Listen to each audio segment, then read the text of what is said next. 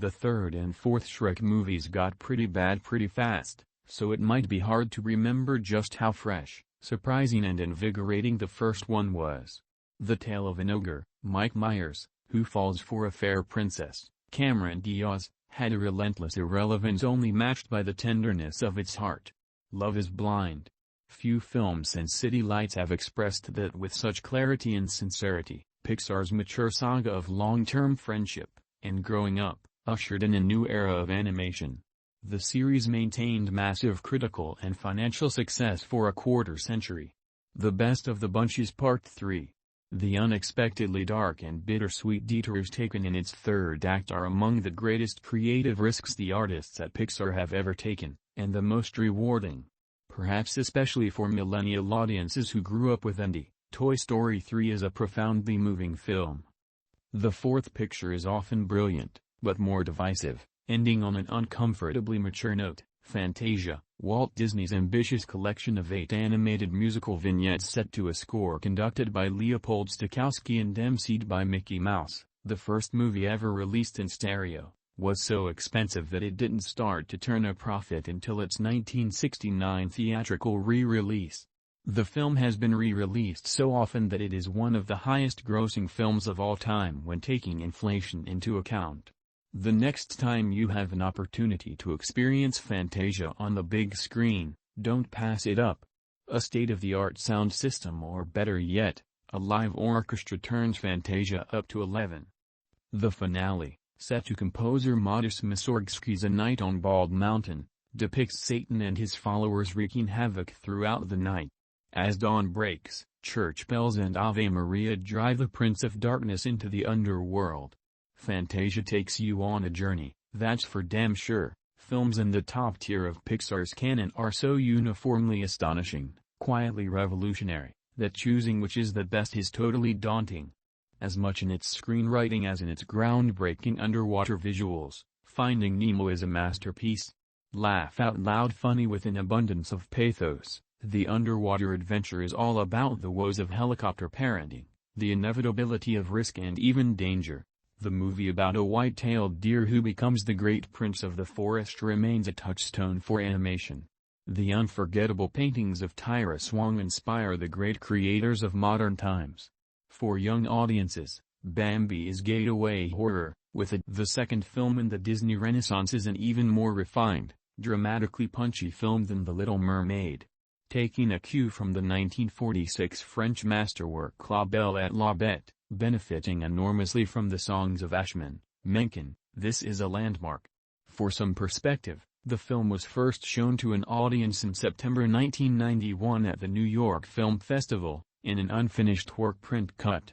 Only 70% of the animation was finished, so the audience saw 30% crude pencil drawings paired with the soundtrack, and nevertheless, by all accounts, it received an historically rapturous reception, with cheers throughout, and a 10-minute standing ovation. Beauty and the Beast went on to become the first animated film to gross $100 million in the United States, nominated for 6 Oscars. The soundtrack album was nominated for Album of the Year at the Grammys. The less said about the campy, financially successful, but featherweight, 2017 remake, the better. For a generation or more, Disney's most ambitious and expensive, at the time, effort was only seen on VHS, cropped and incomplete. Watch it today on a huge screen, with rich sound. It's a singular experience. Under the art direction of Evan Earl, Sleeping Beauty is a labor-intensive high point for this medium. Some say Aurora doesn't have as much personality as other Disney leads, and some say the 75-minute film has a thin narrative.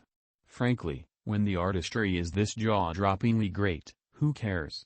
This is Disney's first film photographed in an ultra-widescreen format. The Super Technirama 70 frame was over twice as wide as that of early Disney classics like Snow White. To experience the finale where Maleficent, a menacing villain who makes slashers look like punks, casts a spell that covers a castle and acres of thorns, then transforms herself into a dragon the size of a skyscraper, all set to the thunderous, swirling, brass-heavy Tchaikovsky-infused orchestral score, is to fully appreciate one of the most spectacularly realized and exciting action-adventure set-pieces ever staged.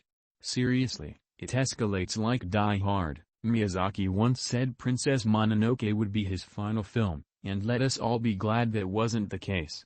Meeting the 10-year-old daughter of a friend inspired Miyazaki to create this adventure about a young girl crossing over to the spirit world via an enchanted bathhouse, or is it all just her imagination gone gonzo? Which eclipsed Stephen Miyazaki's own previous great films, and set the current high-water mark for elegance and inventiveness in traditional animation. Miyazaki incorporated some CGI here, and he famously draws tens of thousands of frames by hand for every feature. Spirited Away is an achingly bittersweet epic about growing up and adjusting to change.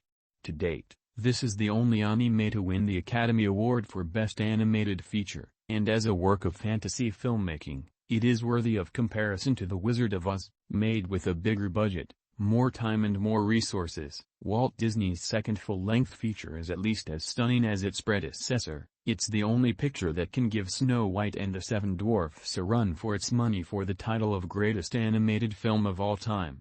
The characters are more deeply developed, and the strides in animation. Pinocchio presents strikingly lifelike drawings of natural and mechanical elements, are substantial.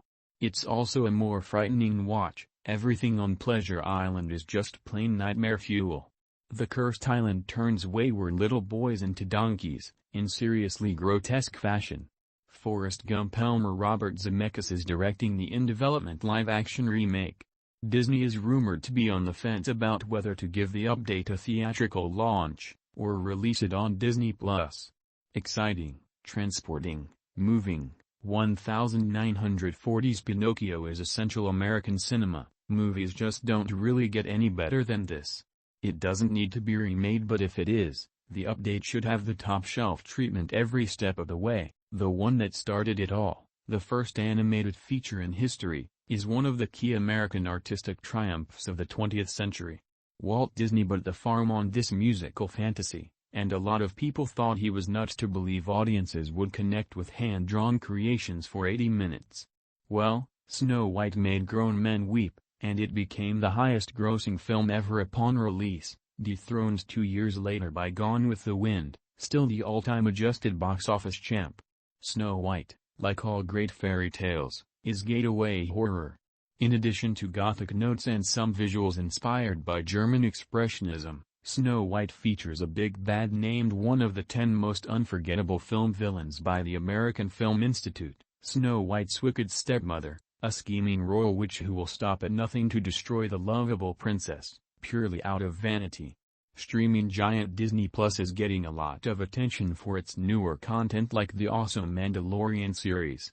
One of the very best things about this new service is that it will introduce a new generation to timeless, historically significant works like Snow White,